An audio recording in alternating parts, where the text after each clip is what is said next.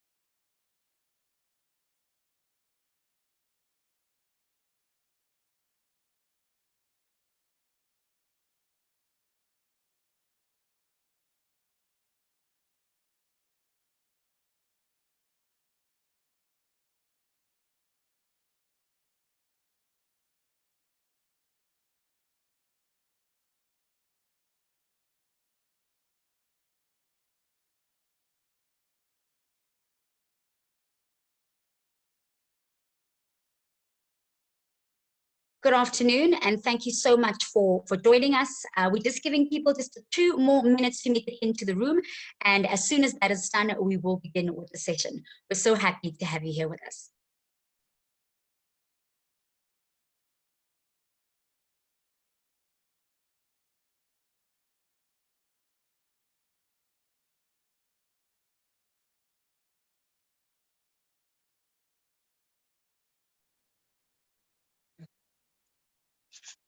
I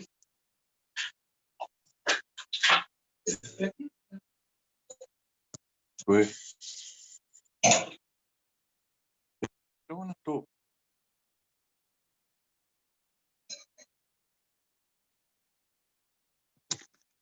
I shouldn't be doing it because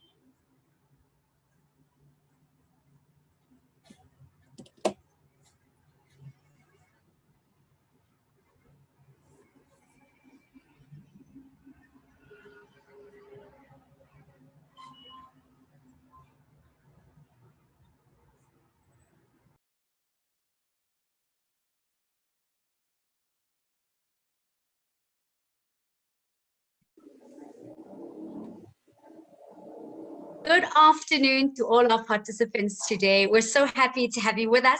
We may begin. I think more than enough people have made it into the room. My name is Noni Kumalo, and I am your host for this afternoon. And I'm super delighted to say that we've got a stellar speaker list joining us today, and we're going to learn so much about all the fantastic work that they're getting up to.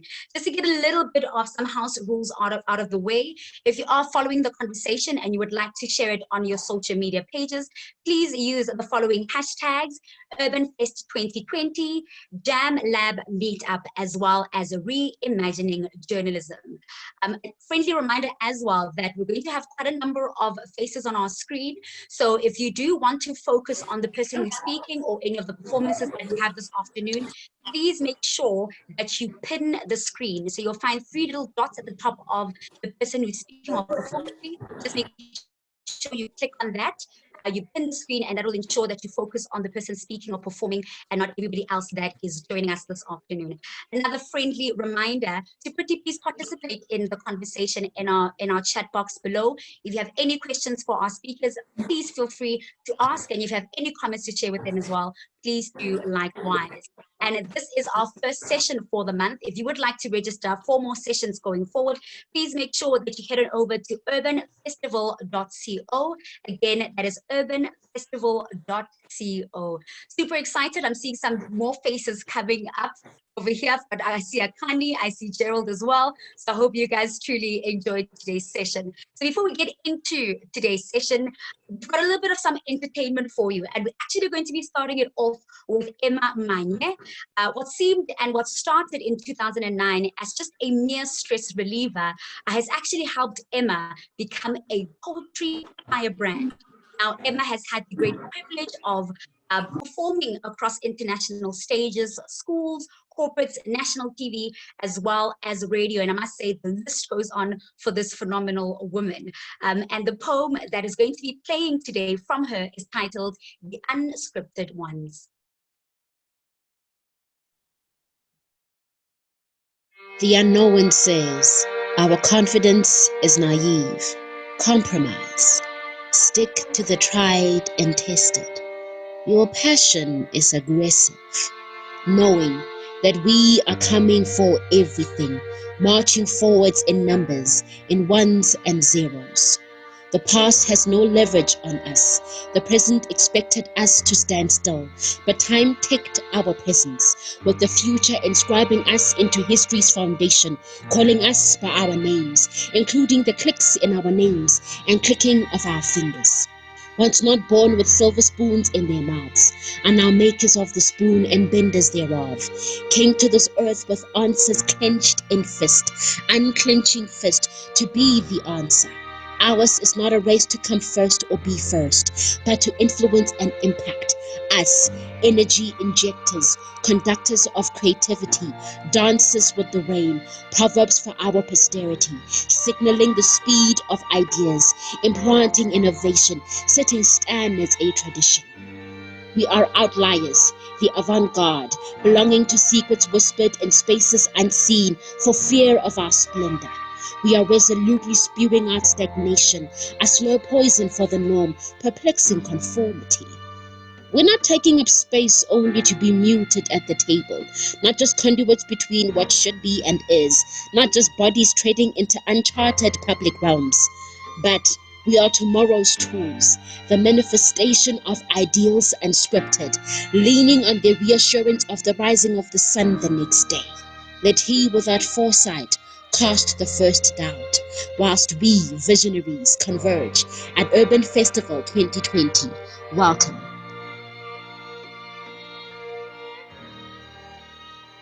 Absolutely phenomenal. And that was No one says. From Emma Mabia, what powerful words she says. And from one phenomenal young woman to another, we have a live performance from Tasha Hendricks, who not only is a singer, she's a sound engineer, she's a music producer, and she's a video editor all in one. I don't even think triple threat even begins to describe what talent Tasha is. So without any further ado, Tasha, take it over.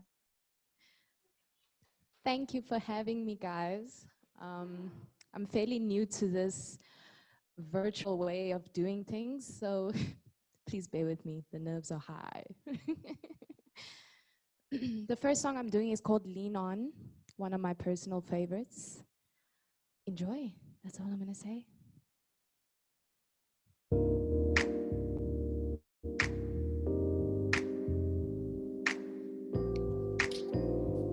I want you to think about who got you. I know that it goes so hard, days ain't the same, but every day's a start. Mama always told me keep on going when it's hard. Know that there's a struggle, never taking it too hard. Tell me who you lean on, you know we get better when it seems wrong. Ay. Tell me who you lean on, you know we get better when it seems wrong.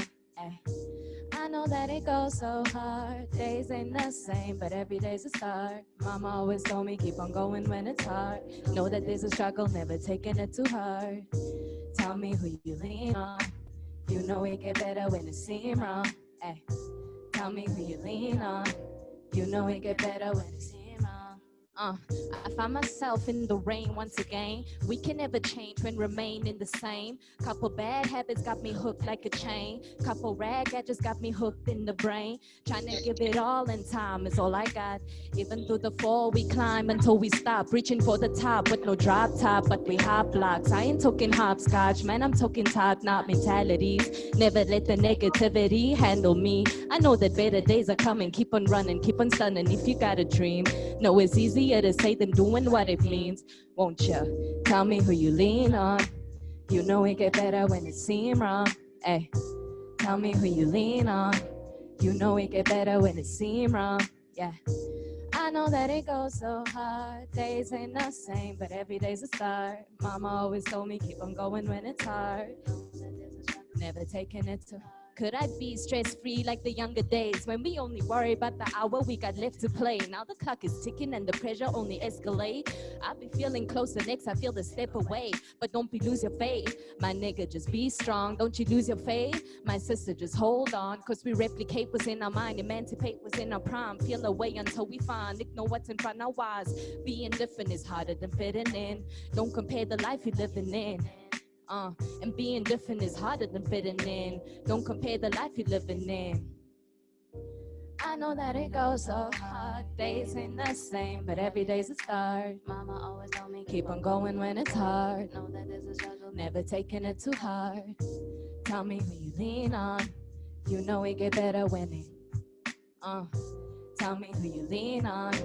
You know it get better when it seem wrong. Yeah. I know that it goes so hard. Days ain't the same, but every day's a start. Mama always told me keep on going when it's hard. Know that there's a struggle, never taking it too hard. Tell me who you lean on. You know it get better when it seem wrong. Hey. Tell me who you lean on. You know it get better when it seem wrong. Thank you guys. That was just the first one. The nerves were kind of shaky. So There were no nerves whatsoever. You were brilliant. Thank you. Hope you guys enjoyed that one. The next song is called, is it the next song? Okay, I'm ready. It's called I Can't Breathe. Considering 2020, I'm sure you guys know where this is headed. Thank you.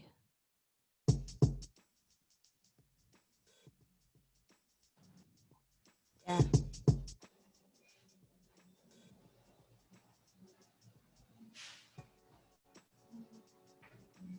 If you feel any way about the system, this song is for you. Yeah. Who wrote our history when every single one of us were puppets to the man who be living to have fun with us? Whip through our skin, God, look at what they done to us. Wanna see you take your own, so they leave the gun with us. Leave us with the angel dust, lead us to destructiveness. Fighting for our people while leaders get apocalypse. Poverty and pain while they working on a rocket trip. Washing all our brains, information that they stock it with. News, never give the real, only give us what they choose. Tell them how we feel, never give us what we're due. Told us we were free, but we're living to be used. Making others paper knowing we got vision too. Trying to change the world, man, is ignorance a choice. In this day of information, gotta know you have a voice. Say it how it is, every day I'm men get killed. While the system's steady making sure they cover up the guilt. I can't breathe, living in the same way. I can't breathe, living in the same pain. I can't breathe, Lord, you know we need change. I can't breathe. I can't breathe, living in the same way. I can't breathe, living in the same pain. I can't breathe, now you know we need change. Yeah, 2020, what a year of preservation. To really process information, there's a rise in conspiracies, rise in abilities. Yeah, the people got some questions, then some answers that we need. Like how the numbers always rising with no proof. How they clearly see our hands rise, so they shoot now. I ain't saying every white man is the same, but if you ain't speaking, then you in the same lane. Cause every bit of silence is another bit of violence. Every peace march gotta turn into a riot. Man, the system better know the black man is tired. Tell them, are we living or are we just surviving? Things ain't really clear, but I know there is a way. So speak your peace, free your mind, get your way. Speak your peace, free your mind, get your way. Get your way. I can't breathe living in the same way. I can't breathe living in the same pain. I can't breathe, Lord, you know we need change. I can't breathe. I can't breathe living in the same way. I can't breathe living in the same pain. I can't breathe, Lord, you know we need change. I can't breathe. That song is very dear to my heart. Thank you for listening. Power to the people. You have a voice. Use it. Thank you.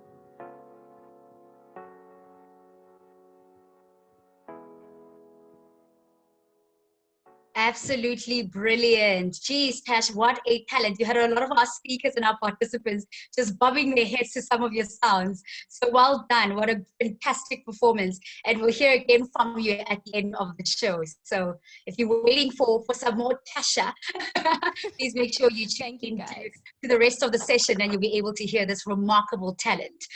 So let's get into the name of the game for today. You might be asking yourself, what is the Urban Jam Cafe? So these are weekly conversations that we're going to be having for the month of October on the influential role that the Civic has played in the media space. And today's topic is called Reimagining Public Opinion and Satire. And, you know, as a South African, some of, you know, the names that pop up to me are definitely your Trevor Noahs, your Coconut Cals, your, you know, Chester Missing and Zapira as well. And as much as we know that, you know, satire might not necessarily solve some of our political issues that we face, but it is indeed a powerful tool to undermine propaganda, as well as to expose the abuse of power that most of our governments actually have. So we're very excited to have everybody here today. We ask kindly that you also mute your mics while our speakers are on. I know they're waiting with bated teeth to be presenting to us what they have in store for us. So we have three of our speakers today, and the first speaker that we're going to have is Stephen Horne, who is a Cape Town-based video editor, director, and producer who's been working in the online video space for over a decade. So he's got tons of experience on his side. And through his Bouncing Biscuit Studios production company, he created satirical news shows, Politically Aweh, which has been featured on the likes of the Daily Maverick, on the likes of Afropunk, ITV News UK, and it's also been shown in schools, in universities, as well as government training workshops. So we're dealing with somebody with quite a huge amount of knowledge and quite a huge amount of experience. And we cannot wait what he has in store for us. Stephen Horne, take it over. Thanks so much, Noni, and thanks very much to Urban Jam Fest for having me. That was a beautiful intro, but I feel quite humbled to be here with the rest of this very luminous panel of amazing satirists from around the continent. And just the other day, I was actually chatting on a panel with for the Shoko Festival in Zimbabwe with one of the ex-colleagues of Magamba, and we have a Magamba today here with Tafadzwa. And I think I joked at the time that the difficulty with these panels about satire is that explaining a joke is a bit like ruining it. But we won't explain jokes today. We'll take it more as you mentioned earlier, just around kind of what we do and what we're trying to achieve. So to start it off, Politically Aweh is a youth-focused or youth feeling, but we also say for the young at heart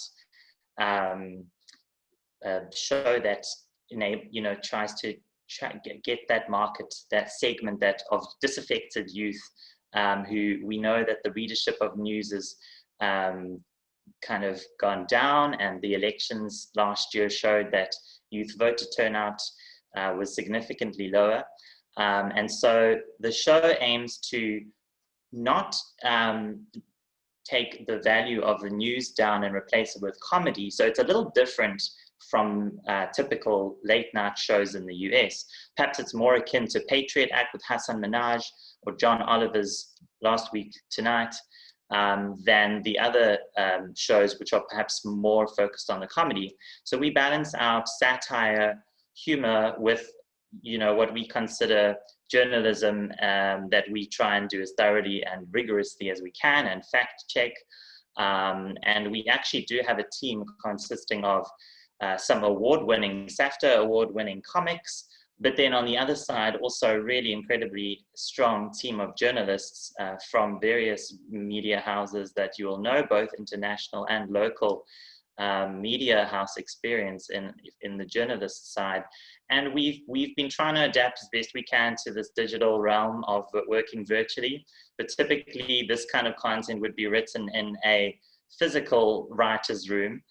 So we've had to adapt as best we can. But let me show you guys a quick clip to give you, perhaps that will better illustrate what we're all about. So I'm just going to share my screen quickly.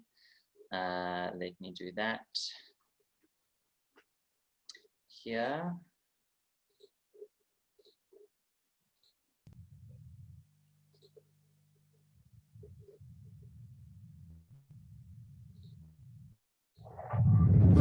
It's the new YouTube sensation that's making waves across the internet. This channel is called Politically Aweh. I don't know what it is.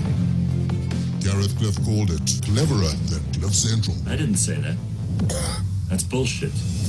It's the show that's got the country talking. But what Politically Aware what? Internationally acclaimed comedian Louis Sogola said late night news will never be the same. Politically Aware, a news kind of show.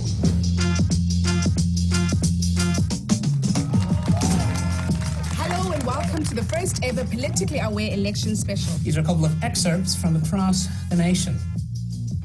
To be honest, I don't know how to feel about these elections. Uncertain, not hopeful. I'm very confused. The voter registration of 18 to 19-year-olds was down, a whopping 47%. With Politically Aware, you can learn while you laugh. We took a look at Tito Mbowene's budget speech. The green thing. Make this thing legal. We are borrowing about 1.2 billion rand every day. We are recapping, dissecting, and analyzing the news. South African news, guys. Nonsense, Zans, Shubi. Wait.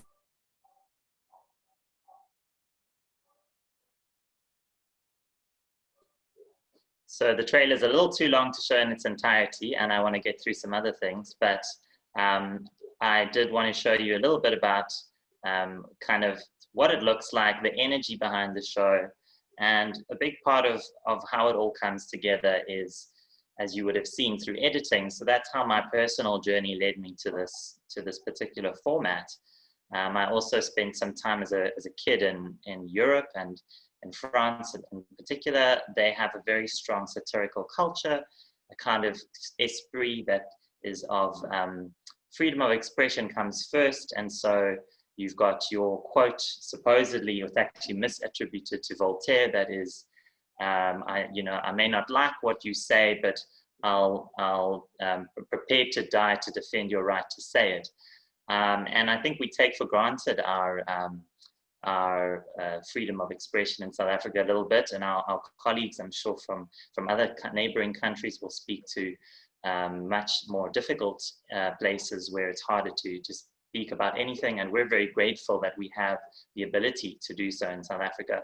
And so we want to just take advantage of our freedom of expression, and essentially we punch up. We hold government to account. We know there are elected officials, and so we hold them to the highest standard. And so as an example of that, we recently did an episode about the ANC's personal payment extravaganza.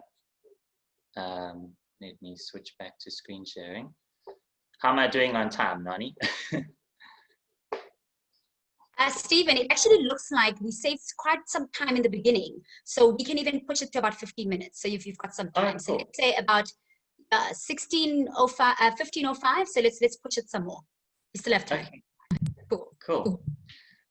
Great. So here's our most popular episode to date, presented by comic KG Mokhadi, which doubled our subscriber count and landed up over there on this platform, which we have a few platforms that sit over 72,000 views. Now, I think I'll just show you the intro to give you a sense of the format. When We make you aware of your week faster than a comrade can set the hawks on his own wife. The wife of a former minister, Masoud Kipanya, was arrested at home by the Hawks. Linked to the destruction of a Mercedes-Benz G-Wagon. This episode is brought to you by a team with no experience in comedy news videos. But we got the tender anyway. Oh, I don't know who any of them are. Let's get away. My fellow South Africans, earlier this year, the president announced a 20 billion rand healthcare response fund and then promised us that government officials would be on their best behavior. We are also committed to make sure that the funds that are dedicated to our coronavirus response are not wasted and that they are not stolen. A few moments later, we will take steps to recover all funds that have been stolen. We all know that corona has been bad for business, but hey, at least a few industries are cashing in. Pineapples, PJs, porn, and PPE procurement. Several government officials face investigations for alleged corruption linked to COVID-19 protective gear. So, am I unmuted? Yes. So as you can see, it's a mix of humor, comedy, reporting the facts. And if you watch this video, which is about 10 minutes, you'll get a lot of humor and jokes. And many of them, as you can see, come from editing, sometimes from contrasting what a politician says 1 minute to the next. Those are often quite ironic.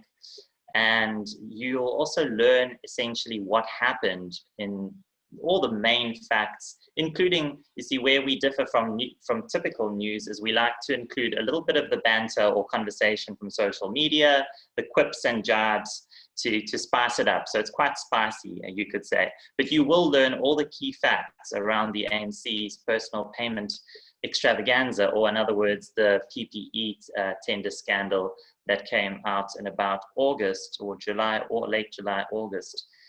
So that's sort of what we do in terms of this format. And so to make it clear, we've actually started developing 2 different formats on the channel this year. This is a satirical format with KG called Weekly Aweh. And we all joke because it's anything but weekly, but we are currently a self-funded volunteer-run program. And hey, if there's any big funders in the crowd, give us a shout. We are always looking for more resources, and there's a whole plan of action for that behind the scenes. But for the moment, we just do content as and when we can.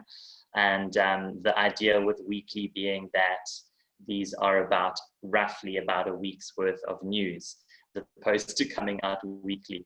But to finish, well, I can go a little bit longer, but so that's the one format. And the other format that we've got, as you would have seen from our trailer briefly, and by the way, this is Tasha Hendricks, who has played an integral role in Politically Aweh's development. He actually was part of a team with me at the Jam Lab Journalism and Media Laboratory Accelerator Program at Chimologong, run by Wits last year. And we kind of pushed the program, we pushed our show forward. We got to think a little bit more about the business side and sustainability side. And Tyson's had a massive year. He's with his character Bob O'Connor, and remains very interested and committed to our show throughout. And we're very proud to have been the first platform where he actually premiered Bob O'Connor, the character, which you'll see probably would have seen here. So a really cool crowd of people behind this, and I'm just one of a whole group. And to give you a sense, one of these videos takes hundreds of hours from a team of about 10 people, and of various different skill sets, including videographers, sound mixing, musicians. It's a real orchestra that comes together to create content like this. It isn't just any typical YouTube vlog, for example. Not that those aren't extremely important to society as well, but it's just a different format entirely. And so this was our climate change. I'm just going to show you stills of it. It was our climate change episode that we did last year. We actually did a series on the climate crisis, including we went to get our own footage and shoot protests, protest footage, and interviewed youth protesters from the school strikes for climate movement. We were the first show, I think possibly the first media platform, one of the first, ever to give Ayaka Melitafa, video media platform, to give Ayaka Melitafa a platform. She's probably the equivalent of South Africa's Greta Thunberg. So a very prominent voice in the climate change action movement in South Africa. And this series went on to win an award in the USA this year at the University of Boulder, Colorado. And so we have many humorous moments, for example, here with Helen Ziller feeding the Mad Max people, or giving the people of Cape Town their water.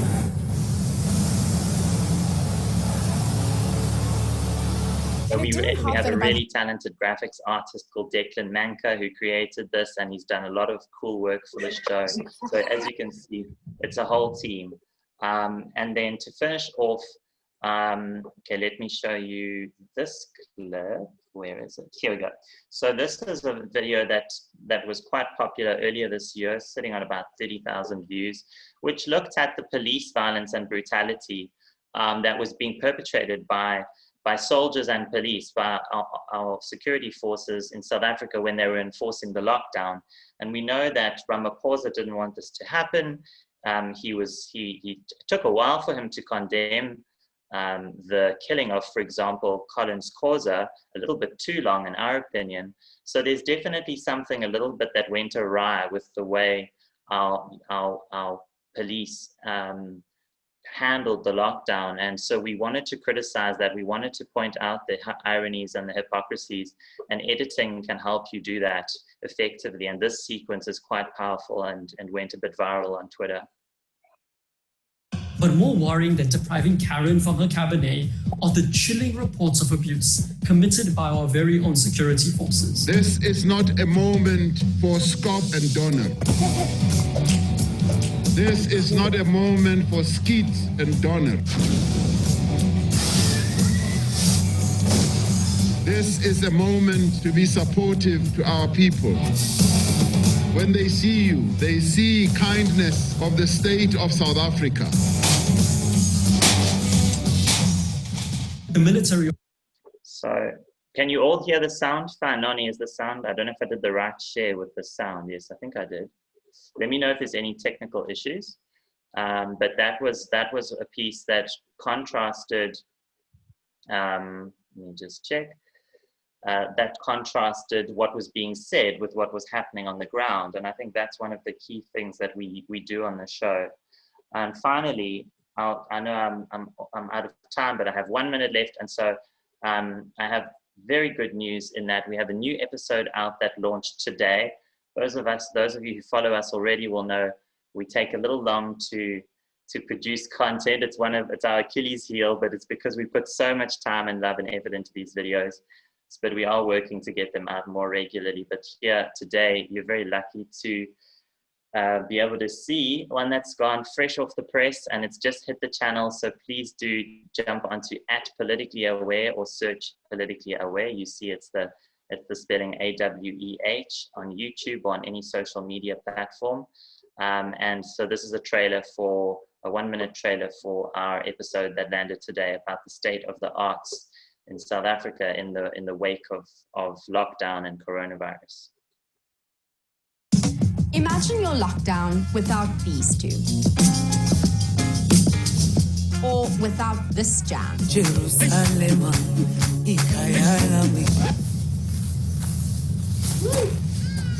Without our talented artists, this lockdown would have been a whole lot worse. What could be worse than that? The South African culture and creative industry is one of the sectors that will be hardest hit by the coronavirus. All of my work was immediately cancelled, which was very intense. Musicians blocked the national road. Pandemonium ensued. The artist sector is like the wild, wild west. It's one of the most unregulated sectors in the country. It's time that this department started esteeming us the same way that the global community esteems us. How do we support an entire sector for about the price of one Nkandla? Something just doesn't add up. And even we humanities graduates can tell you that much. Let's get our way.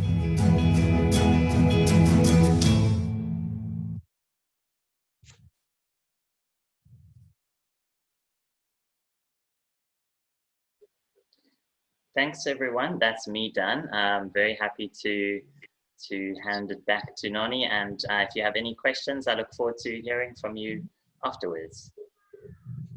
Stephen, fantastic work. Thank you so much for sharing all of that with us. I think the one thing that stood out for me is just how much has actually happened during lockdown. So thank you so much for highlighting some of those things that happened in our country during that time. It was a fantastic presentation. Thanks so much.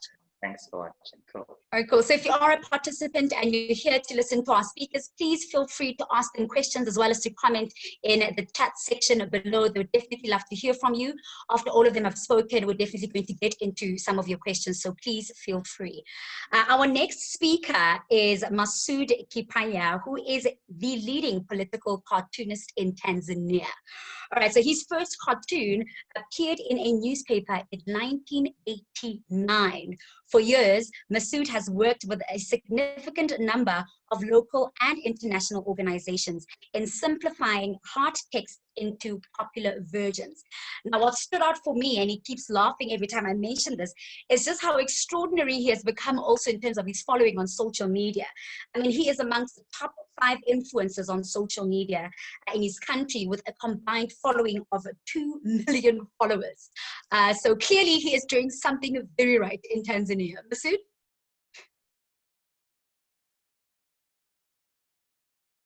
If you could just unmute yourself over there, Masoud. Unmute. Oh, okay. Can you hear me now? We can hear you loud and clear. Yeah. Hello, everyone. My name is. Thank you very much, Noni, for having me here. My name is Masoud. My name is Ali Masoud. That's my official name, but people know me by Masoud Kipanya, and Kipanya is not my surname. Kipanya is the Swahili word which means it's a mouse. In fact, if you look at my cartoons, you would be seeing those 2 cartoons, 2 Vipanyas, Dad and the Son. So I work as a political cartoonist in Tanzania, and I'm working for the leading newspaper. But I also work as a radio presenter for the leading radio station, doing a leading morning show in Tanzania. So once again, thank you very much. And mine is not going to be that long, my presentation. But yes, as you said, I started in 1989. And when I got into the game of cartooning, our country, Tanzania, was still in a single party system. And by that time, we only had 2 newspapers, which one belonged to the government and the other one belonged to the ruling party. So literally, they all belonged to the government. So you could easily tell from the structure that the papers used to run cartoons, but the cartoons were mostly talking about social issues. So any political commentary was about glorifying the system. I officially started as an illustrator for the bi-monthly publication, but the magazine later went on to becoming a monthly tabloid.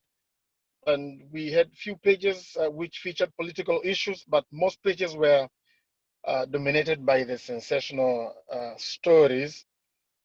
So when the magazine was turning into tabloid, the editor, the chief editor, who was also the owner of the paper, asked if I could do caricature. And basing on my background, because I used to be very good artist in doing portraits.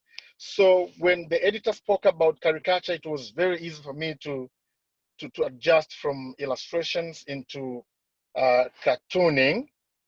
And I'm not so sure, but I think my first cartoon, I did a caricature of the then USSR president, Mikhail Gorbachev. Then I went on doing a lot of other politicians. But at first, people did not take it serious. I mean, I'm talking about these cartoons. But when I persisted by contributing to other papers, people started to fall in love with my work, and they were now waiting for my cartoons to see my reaction on different issues that were happening at that particular time. So I'm talking about the 90s here. We didn't have a chance to get feedback from the people. The only feedback that I could get was through physical encounters with cartoon lovers, and also through those letters to editors, as you know, that we didn't have social media at that time. So I continued, and more cartoonists came on board, and finally we established, me with the company that I was working with, we founded a weekly tabloid, which was about cartoons. But unfortunately, the paper didn't last long. We operated for about 2 years, I think. Then it died a natural death. Why? Because one of the owners of the company that I was working with, the owner of the newspaper, wanted to run for an office. So he wanted to become a member of parliament. And I think one of the conditions that he was given was to make sure that they stop publishing the paper. So the paper died, the tabloid died. Then we tried, me with my friends, we tried to register another newspaper, but due to lack of capital, because we were only depending on the sales, so the second paper also died. So I kept on doing some other stuff as a freelance cartoonist. For the past 30 years of my service to the nation, I've made cartoons in the last 6 years of the second regime, but I also did cartoons for the 10 years of the third regime and the 10 years of the fourth, and now I've just covered about 5 years of the fifth regime. But if you ask me when was the best time of my work, I would say that now is the best time of my work, but also during the third regime, which was between 1995 to 2005. Now, why am I saying these periods were the best for me? It is because during the third regime, the last, I'm talking about the President Mkapa, he didn't care much about what was being written or said about him. So we were a bit free to do whatever we wanted to do. But also the current regime, that I think it is also one of the best, is also interesting because in terms of infrastructure, the president has tried his best to do a lot that probably was never done by any other regime. So the team that surrounds him wants the whole country to sing the praise songs, which I think it is almost next to impossible. So when some people refuse to sing these songs, the regime, they get mad and they try hard to show the good side of the government. So while the radicals also trying to their best to show the bad side of the government. So in between, you get to find people like me who are able now to extract the best cartoon ideas from these fights. But to be honest, my job is just to remind people the importance of taking charge of their lives, because in many countries, politics is regarded as a game of the elder. Young people have always been shunning away from politics, thinking that it is none of their business. But in Tanzania, for example, my cartoons have been serving as a reminder to this young generation that politics is your daily life. The price of the sneakers that you wear may change due to a good or bad politics. The school you attend may be closed due to bad politics. The club that you go every weekend may be closed due to bad politics. The future that this young generation aspire or desire may be shattered by bad politics. So I'm trying as much as I can to be as a catalyst also of analytical thinking, because I do my cartoons are a bit philosophical. If you have a chance, you'll be able to see some of my cartoons. They're a bit philosophical. Most of them they do not have text, so it is for the readers, a reader to try as much as he or she to come up with a perception, and all the perceptions are okay. So I have managed to create a platform for a lot of people to discuss about their destiny, which is in this case is decided by the politicians. So, but unfortunately now, when I look at myself as a catalyst for analytical thinking, but unfortunately part of our society is looking at me as the enemy of the state, because they think that I'm being used by opposition, or sometimes by even these other countries. But I'm just a cartoonist, not a terrorist. One more thing that I've learned about through cartooning has been, it is not about how you draw, but it is about what and how do you talk about what you talk about. It shouldn't be about the talent only, but the ability to think so that you can come up with the best cartoon, which can keep people talking and sharing about it. And sometimes I do get messages from my readers, my fans asking, what did you mean by this cartoon? And unfortunately, again, I'm not supposed to say what a certain cartoon means. I think I'll be explaining more through the questions that will be coming to me from our guests. Noni, have I done it enough? Thanks, Masood. I think we still have quite a bit of time, and I do believe that Getchi has some of your cartoons, especially because they're not in English for some of us who understand the English language but don't necessarily understand some of the languages in East Africa. So if Getchi can just share some of the cartoons that you have and maybe just take us through some of them and what they mean and what you were perhaps thinking when you were animating these. Now you want me to tell you the meaning of this, like this one? Even if you have to say it in a way in which you only understand, but just to give us a synopsis of what was happening in the pictures. Okay, I'll give you a tip about like this one. I was talking about the freedom of expression. Here, the person who is standing next to this big snake is a journalist. Now, the fellow journalist is being swallowed by this huge snake. What am I going to do? Next cartoon. Noni.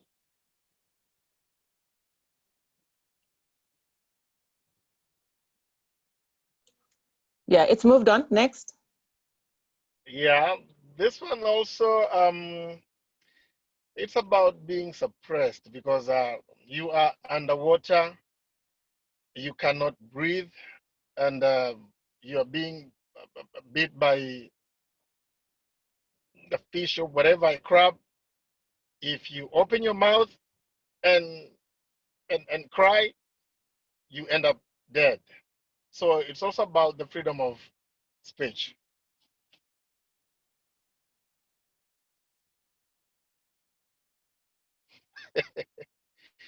Well, I love this cartoon because the style that I used is more or less like a painting, and this is we all know that when we look at the color of the flags, it's a big nation. This is the United States of America, and this was during the the death of George, I think. I've forgotten his name. But America keeps talking about democracy, like forcing other nations to make sure that they practice, democracy. But within their, in his or in her backyard, you find people are being abused, the racism, etc. So it's like other animals are laughing at him because he's stuck.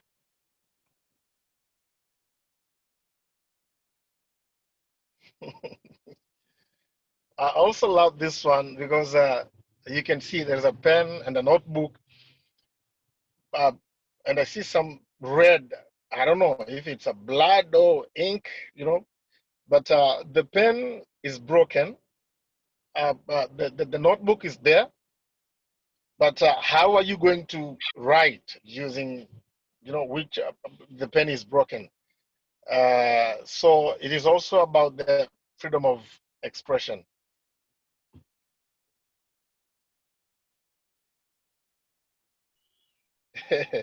This was about Corona.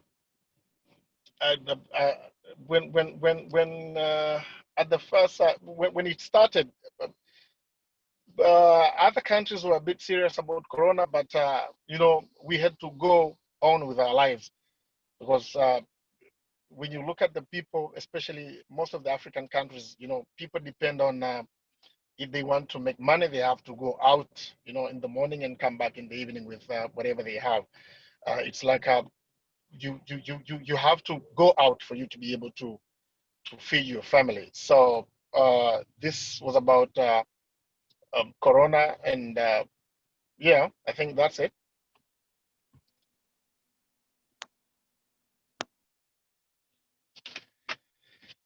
And this one, if you look at the ground, one side is up there and the other side is down here. For the people who will be playing from this side, for them to be able to reach that goal, they have a huge task of climbing, that cliff to get to the other side. So it's about on that level of playing field, yes.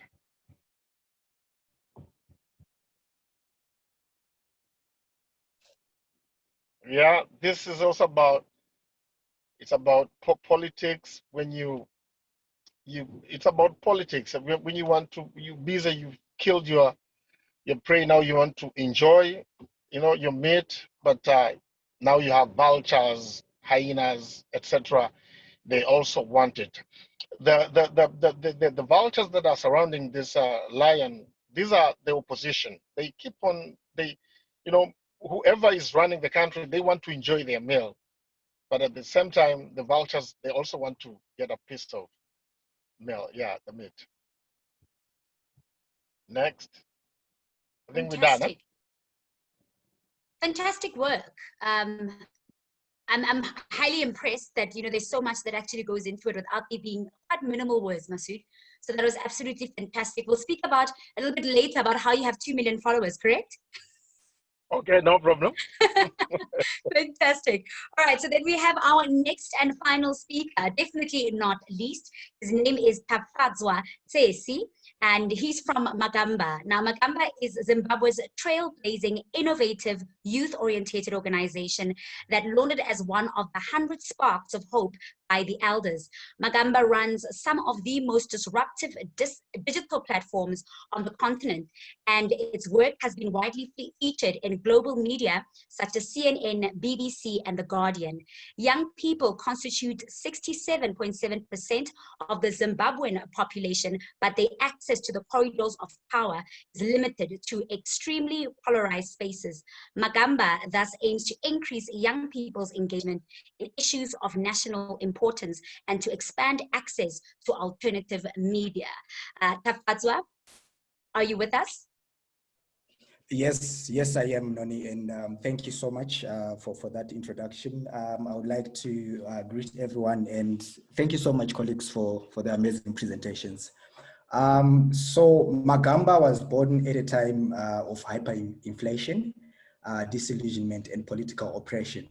The network emerged in 2007 and was all about inspiring young people to be part of the change that our country desperately needs. I would say we decided to start using fun and creative tools that speak to young people in a language that they understand, from hip hop to satire, from social media to innovation. And our belief is in a Zimbabwe with a participatory democracy, strong alternative media, a sustainable environment, and a thriving creative economy. And I would say today Magamba Network is one of Zimbabwe's leading creative organizations, and we work on the cutting edge of arts, digital media, activism, and innovation. Magamba's award-winning initiatives include Shoko Festival, and our theme for this year was the Phoenix edition, which is Zimbabwe's longest running festival of urban culture. We also have Moto Republic, which is Zimbabwe's first creative hub, and the weekly political news shows, which include the Week with Comrade Fatso, and some of the pioneering digital media projects, which include Open Pali ZW, which has also replicated some of its initiatives to Open Pali Zambia. And back home, we are also running Open Council Harare, Open Council Marondera, Open Council Mtare, Open Council Masvingo, where we are trying to hold public officials, officials in council work. And the project that I'm currently managing is called the Feed ZW. It's one of Magamba Network young and vibrant initiatives, and we stand on the side of social justice. I'm currently working with a network of young, dedicated reporters from all over Zimbabwe that produce content using their smartphones, and it's mainly to do with telling everyday stories, from the vantage point of their communities. This initiative actually came against the background of media polarization in the country, wherein you'd find that legacy media is mainly focusing on the main political parties and the main political actors at the expense of young people who constitute a huge demographic of the country's population. So in terms of the narrative that we are trying to push, it's more of a narrative that is youth-driven, a narrative that comes against the backdrop of the regime's viewpoint dominating most of our lives. In terms of the key pillars that we always stand guided by, it's more to do with content that is youth-driven, content that has a community impact, content that speaks to social justice and is creative and innovative. I think it's very important for us to use such platforms to air alternative views, especially in a nation where people have been going through so much from a socio-economic and political point of view. And we then try to bring to the fore everyday voices from everyday people. And these can be your youths, your hustlers, your dreamers, your activists fighting for a better tomorrow. And I would say in the context of satire, it has become a powerful tool to undermine propaganda and expose abuse of power and social taboos. I actually picked this from the write-up that Noni sent, and I concur with that. So what I'm going to do is I'm going to share my screen. I want to take you through our work. Just a moment. Can everyone hear me? Yes, I can hear you. Oh, that's great. All right.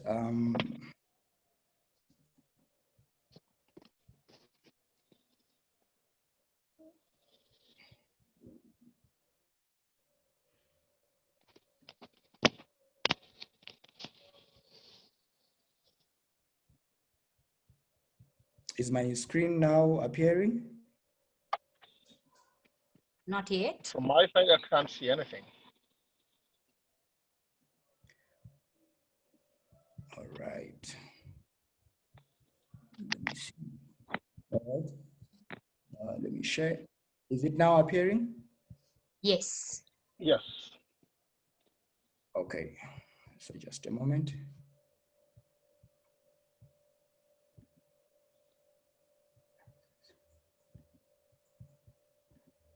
Circumstances and conditions.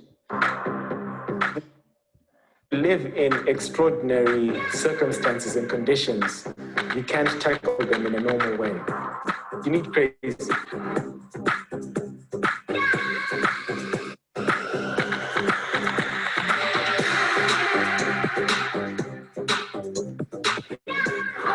What's up? Welcome to Motor Republic, the headquarters of Magamba Network. We're going to take you on a little tour. In TV style. I met Outspoken at one of our poetry slams. We kind of battled amongst other poets, and me and him ended up tying, and we had to share the prize. And the prize was a quarter chicken and chips and a book. And so he took the book, and I took the chicken and chips. He was hungry for knowledge. I was hungry for food. And so I think since then we kind of knew, okay, we can work together.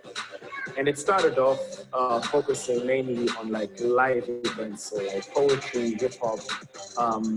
But then we realized that expression stretched beyond that with young people that wanted to contribute and write. So it kind of expanded to like citizen journalism. So this is the Marachera room, and these are our comrades from Citizens Manifesto. They are working hard to put together a citizens convention that's all about activists coming together and saying, what is our Zimbabwe dream and how do we get there? Givos was one of our first funders going back to like 2008, 2009. To take the risk with a very young organization, and thanks to them, it's managed to see us through 10 years strong and growing stronger with all of our initiatives and programs. There's very little civic space in Zim. People are, often afraid to speak their minds because you never know if what you say can get you beaten or arrested. And I think we really saw that, like, last year in November when, we had plans for our 10-year anniversary, but it turned out that the state had even bigger plans for us. They raided our Motor Republic offices here. Soon after that, confiscated all the laptops they could, also charging us with subverting the government. Actually, the raid here happened the day the coup was happening. So we kind of woke up the next day. Some of us had gone into safe houses, woke up the next day to see the general on the TV saying, saying this is now on another level.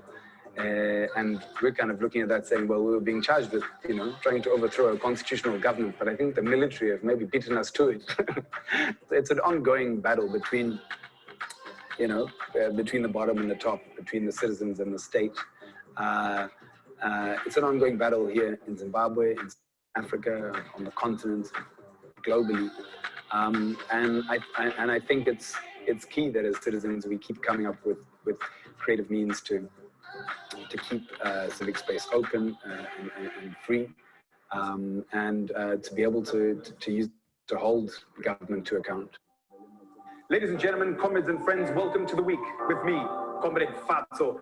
And it's been a scary week where we've discovered that our country is full of ghosts, or as Zek like to call them, registered voters, and that ZANU-PF has got your phone number in their contacts list.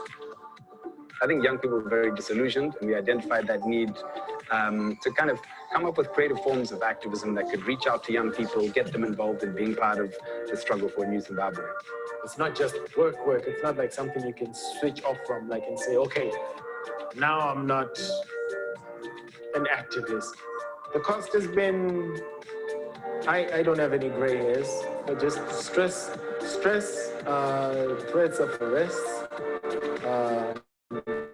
raids, detentions, the basics of activism 101. But I think the benefits have far outweighed the cost that we've seen so far. It makes it all worth it in the end.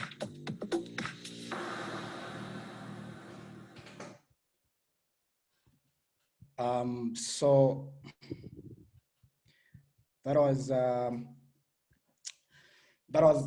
our creative director, Comrade Fatso, who also features on the week, and Comrade Outspoken, the two founders of Magamba Network. So earlier, I also mentioned that this year we held Shoko Festival 2020. And what's really interesting about Magamba Network is that we thrive, in times of, difficulties. I remember at some point when Zimbabwe was hit by the cholera, disease, most of the events out there, most of the festivals out there were being asked, not to proceed, but we still found a way of engaging different artists from not only from Zimbabwe, but from South Africa as well. We had Moonchild Sanelli, and we had other artists coming in, socially conscious artists coming in, to sing. And mostly some of these songs speak truth to power. They speak to the everyday realities that are lived by young men and women from diverse communities in Zimbabwe. So this year's festival was a virtual one, but in terms of the creativity behind the festival, and even the program that we had the Bang Bang Comedy Night. We had comedians coming through from Simca Comedy, and really coming up with stellar performances that are a true reflection of what's happening on the ground. And we also had comedians from Bus Stop TV, the likes of Maggie Ravens, Doc Vigela, Tinaye Munya, Alfred Kainga, and King Kandoro, really putting up the best, a top-notch performance that really challenges the status quo. So in terms of, sorry, let me just move that. So in terms of the content that we are currently producing, it's mainly to do with using satire to speak truth to power. Like I mentioned earlier, Zimbabweans are really going through a lot, and sometimes comic relief, it not only comes in a satirical way, but it also empowers them to hold those in power to account. So it's more of then packaging our content in such a way that the everyday Zimbabwean can actually relate and find a way of taking part in that whole national discourse. I'm going to play one of the videos. It's on ANC saying that there is no crisis in Zimbabwe. Yet what's happening on the ground is contrary to what that some of these fellow comrades are saying. From the vantage point of an ordinary citizen, from the vantage point of a ghetto youth, from the vantage point of a vendor, or someone who really goes through so many challenges in Zimbabwe, the situation on the ground is really different from what ANC was saying. So I'm just going to play one of the videos that was produced under Magamba TV, wherein ANC was saying there's no crisis in Zimbabwe. Tafadzwa?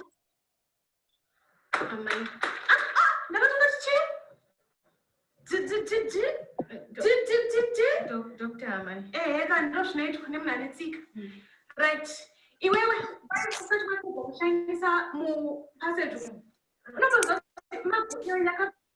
hello. Sure,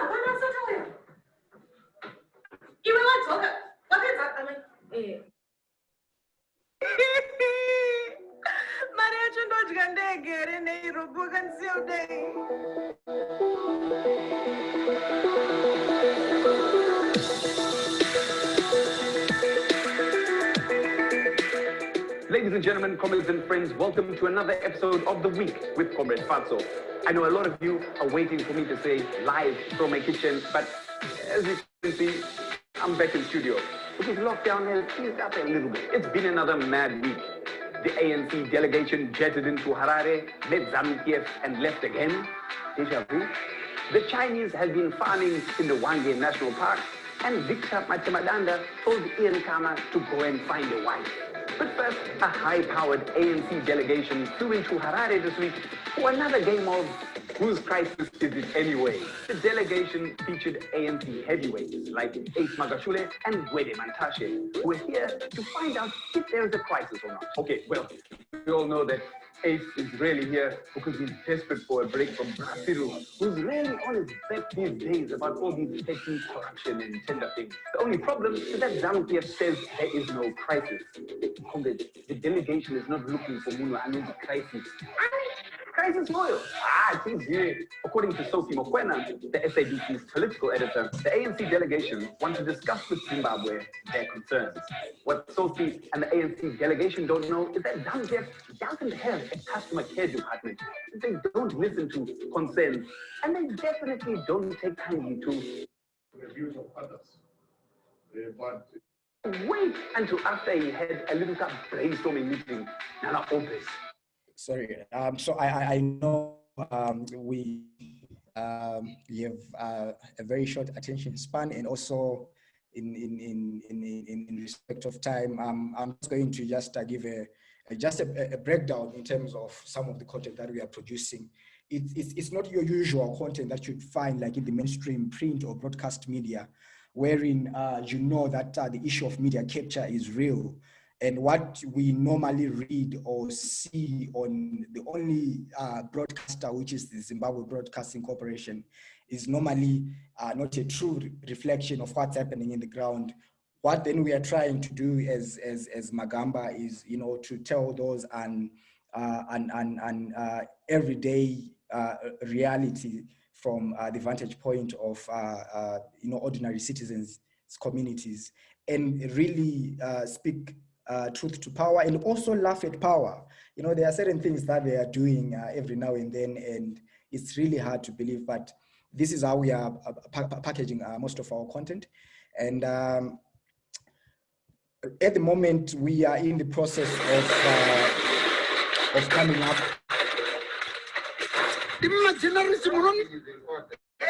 Everything is in order. Let me take photos and videos. At least I can show who Ramaksanyana. You should. And JZ also. JZ, I don't think he's worried. After he left the seat,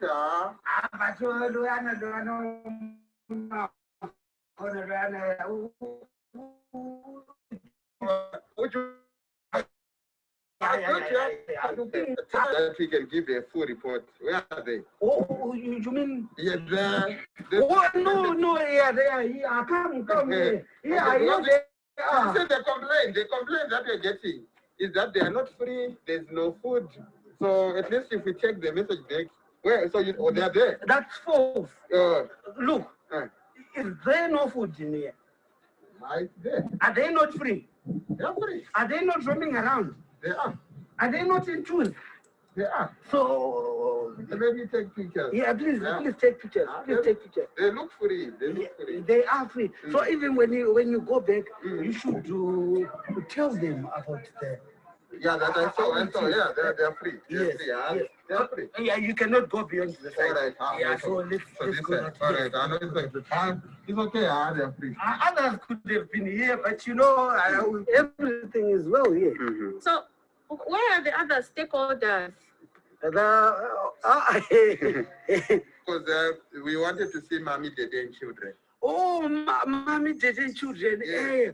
I had been advised. So in this skit is more to do with, in case for some of you who are following when Ramaphosa sent a special envoy to assess the situation on the ground.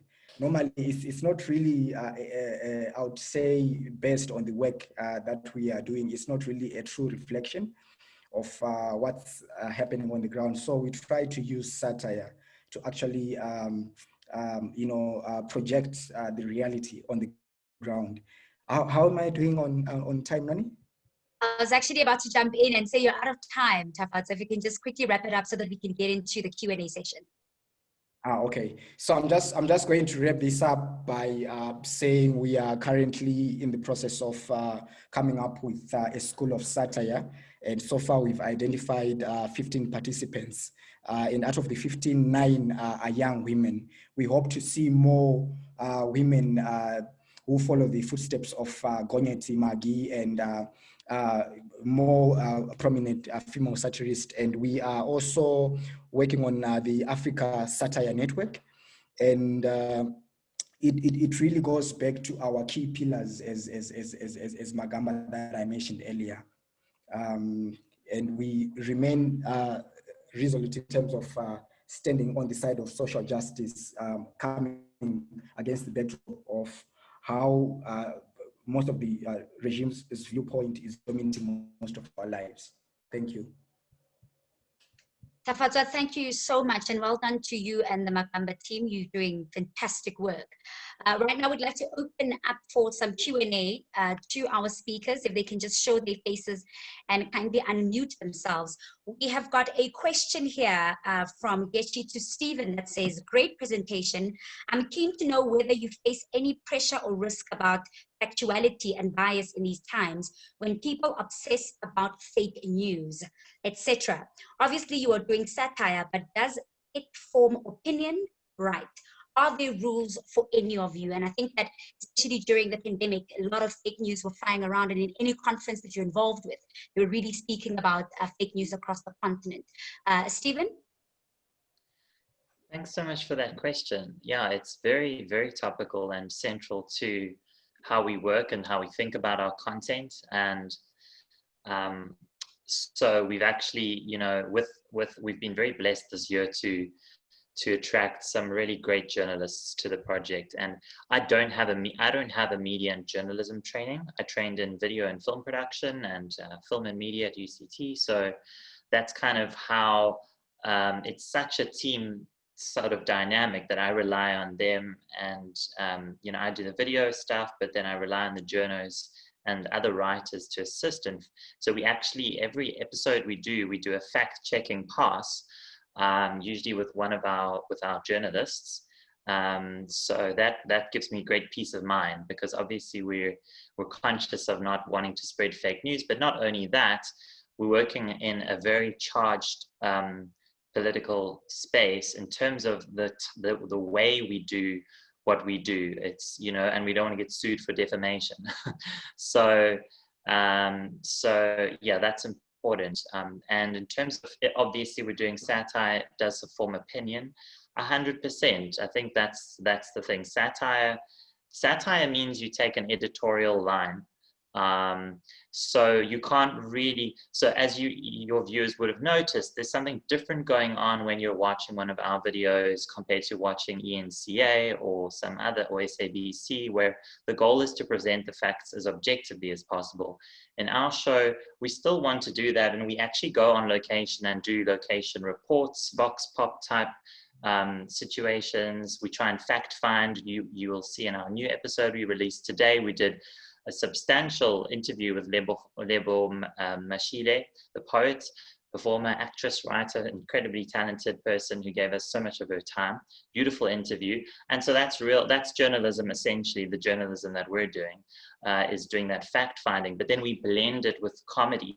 And we always hope that our audience, we make sure that our audience knows when they're watching comedy or a joke or a gag. And that's really kind of like John Oliver's, you know, when you watch a John Oliver, you don't go, is the whole thing made up? Is it all nonsense? You know when he's telling you facts from his research department and when he's giving you a joke. And there's actually interesting information that's come out around how jokes or humor can help sort of, a fact, I think it's something like a fact which is followed by a joke or vice versa, helps the fact remain in your head better if you've actually, you know, in terms of the presentation. So maybe that's why it's an especially effective medium for communicating information through satire. I think the Magamba people are doing an incredible job in the same vein and spirit, and the same with Kipanya's cartoons. It just makes you think, a different part of your brain lights up.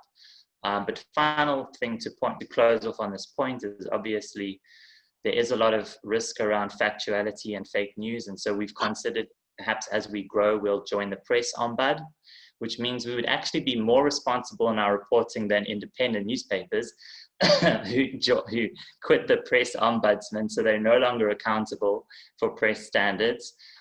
So yeah, I think that it's just in terms of being responsible editorially, trying to cross-check, get multiple sources, and if you do screw up and make a mistake, you quickly apologize, you rectify it, maybe you add a correction in the description of the video or the top comment, as Vox or other channels do when they make mistakes.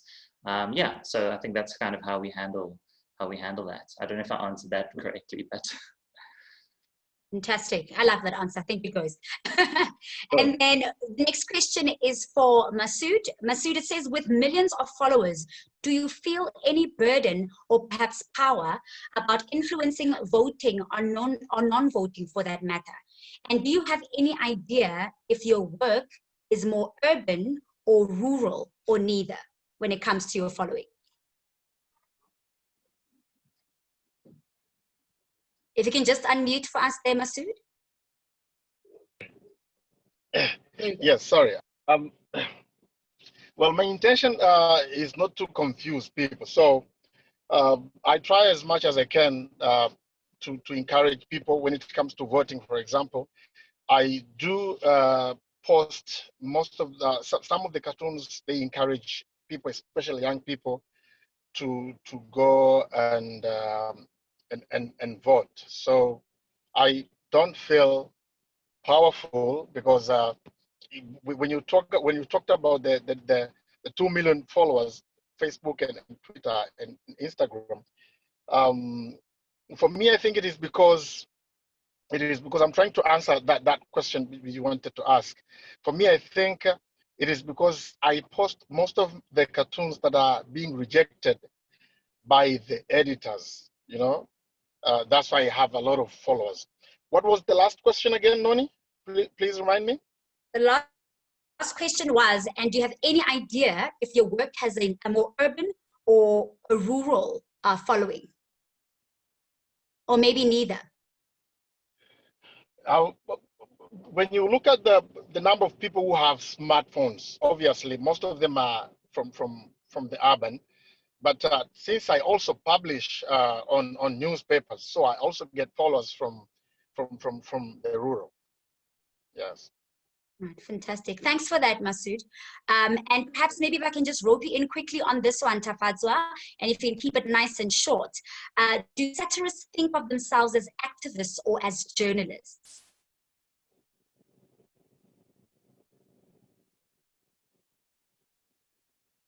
Tafadzwa?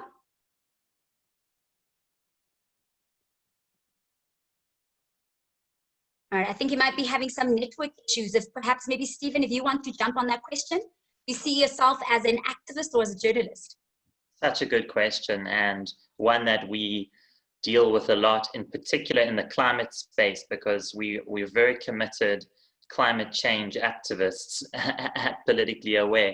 We did a massive series on it, our biggest project in terms of like sequential videos last year, which traveled around the world and which are actually used by South Africa's government Department of Environmental Affairs in their climate training workshops. And climate change requires us to actually shift the conversation to a place where it isn't currently in terms of the way it's not being seen as an emergency sufficiently.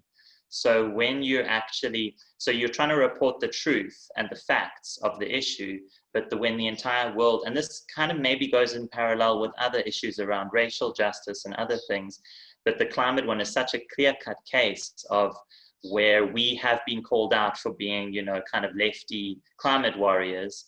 But, at the end of the day, we turn again to the facts and we look at the scientific report of the UN and the global scientific consensus from the IPCC report says that this is an emergency. We should have disbanded Eskom's coal power stations 20 years ago. Meanwhile, we're phasing them out over the next so many decades. So it's all that kind of thing as like people, so then we've had to kind of become activists, journalists, even though we're trying to report it as objectively as possible.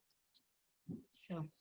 Thank you so much for that, Stephen. And maybe just as Tasha Hendricks is getting ready for her last performance, I cannot believe we're 5 minutes to closing, but just to extend my absolute gratitude to our speakers today, Masood, Stephen, and Tafadzwa. Thank you so much for sharing your insight and your amazing knowledge. And if you can just quickly, please just peep through some of the comment section there from the chat as well, and just see what some of the people have to say about the work that you guys do and just how influential and inspiring it is. Thank you for all our participants for joining us as well. What a fantastic chat it's been. Please also make sure that you actually register for some of our other talks that are taking place this month on Thursday at the same time.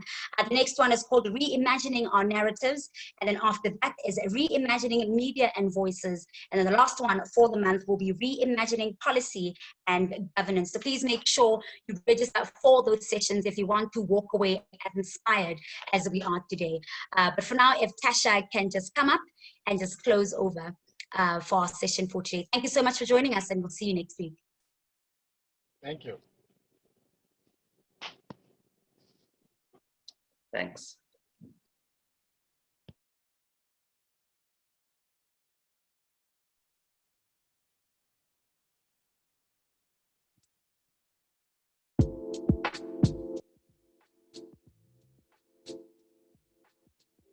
The song is called The City Never Sleeps. Yeah. The city never sleeps when we chasing our dreams and we living up to the things that we need. The city never sleeps when we chasing our dreams and we living up to the paper we need. It's a hard knock life and we tryna live it right, tryna stay woke to the creeps in the night. But the city never sleeps when we chasing our dreams, living up to the. They say no sleep for the wicked, ain't no sleep for the dreamer. We ain't got no lucky ticket, got a plan schemers. No, I ain't a model, but I keep track of my figures. I don't even give a shit, but be doing bigger. Look into the mirror and I see the real picture. Recognize your world without the people who ain't with ya. Recognize a girl without the things you do for Insta. Living in a world where social media is the business.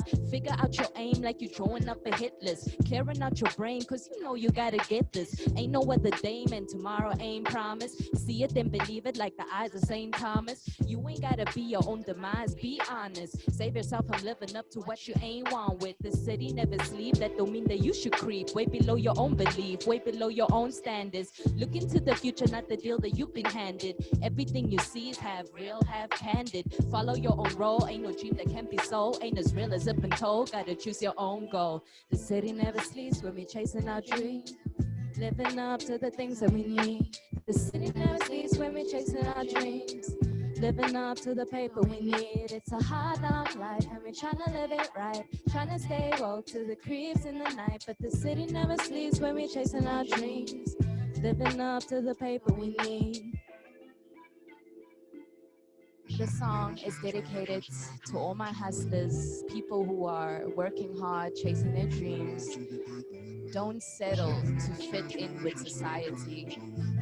Do you, be you.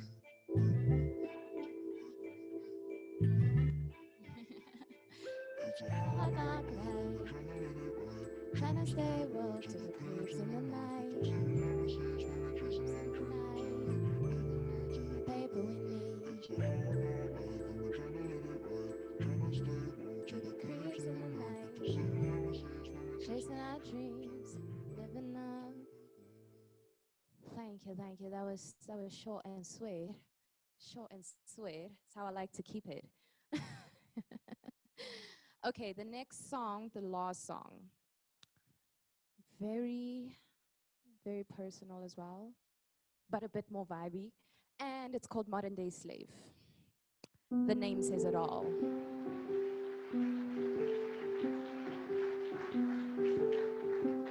That's our motto.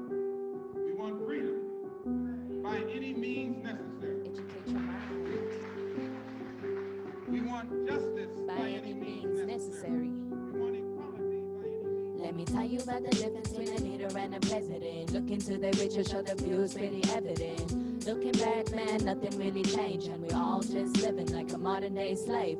Educate your mind on your history. They taken all our roots, it's a mystery. I know they fear the day that we find our identity with everything that relate to us mentally.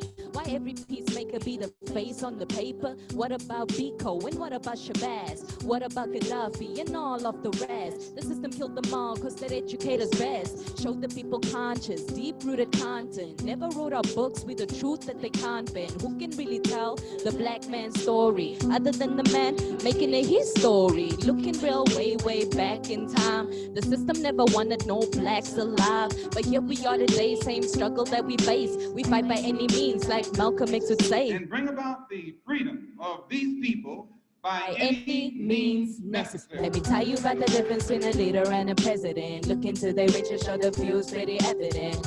Looking back, man, nothing really changed, and we're all just living like a modern day slave. Let me tell you about the difference between a leader and a president. Look into their riches, show the views pretty evident.